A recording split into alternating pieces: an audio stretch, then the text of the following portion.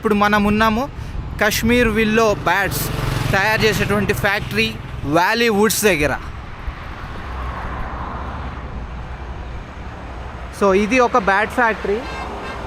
ఇలాంటి bat factories ఈ ఫెల్గామ్ వెళ్ళే రూట్లో చాలా ఉంటాయి అన్నమాట. చాలా అంటే చాలా ఉంటాయి. చూడండి ఎలా ఉందో, మొత్తం ఈ వుడ్ అంతా కూడా ఇక్కడ పెట్టున్నారు.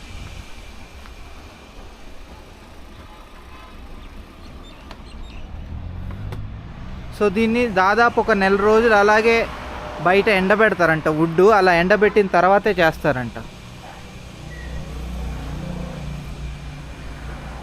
చూడండి. సో ఒక్కసారి అసలు ఈ బ్యాట్స్ ఎలా తయారు చేస్తారు ఏంటో ఈ ప్రాసెస్ అయితే ఒకసారి చూద్దాం.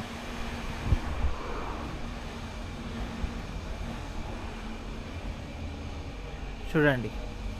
సో మనం